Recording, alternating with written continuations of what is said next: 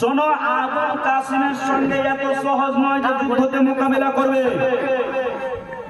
তারা বলতে আছে হুজুর, তো আমরা কি করব? বলতে আছে শোনো, তোমরা লড়তে পারবা?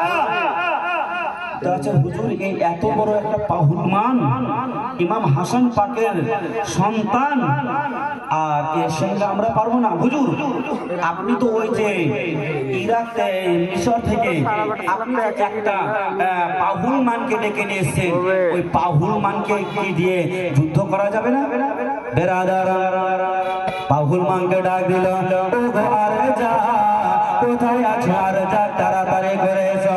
আরে যাক নামে পাহুলমান এসেছিল বাবা গো আবুল কাসিমের সঙ্গে যুদ্ধ করার জন্য।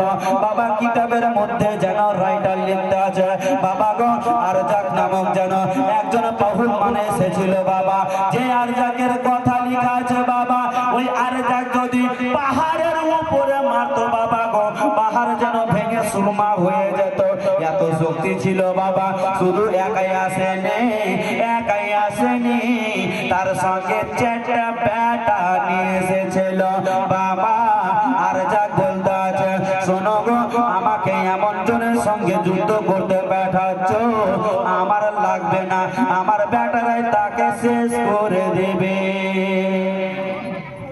তারা আমার তো দূরে থাক, আমার যে চারটে বেটা রয়েছে এরাই তো খতম করে দেবে, আমার যাওয়া দরকার লাগবে না। তো আর যাকে বলতে আছে বেশি গায়ের গরম দেখাস না, বেশি শক্তি বলতে আছে, কি বলছে? বেশি শক্তি দেখাস না, বেটাটি আছে বেটাটিকে বাঁচিয়ে কাজে দিবে। আর যাক বলতে আছে শোনো রে, আমার আগা দিকে আমার সামনে যেন কেউ যেন আজ পর্যন্ত যেন জিতে যায়নি আবুল কাসিমকে, আমিও যেন ঘুরে যেতে দেব না। আবুল কাসিমকে বলতে আছে ও গো ইমাম হাসানের বেটা, তুমি বাড়ি চলে যাও, তুমি ছোট বাচ্চা, তুমি বাড়ি চলে যাও, তুমি যুদ্ধ করতে পারবে না।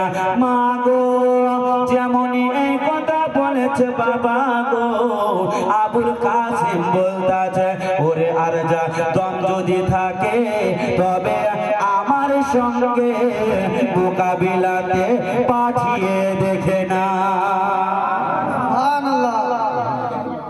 বেরাদার, দম যদি থাকে বাস বাস, হ্যাঁ ঠিক আছে, সুবহানাল্লাহ। বেরাদার দোস্ত বন্ধুগণ, বাবা জি আমার ভাইরা, এবার আর যা বলতেছে, আরে আর চারটা বেটাকে বলেছে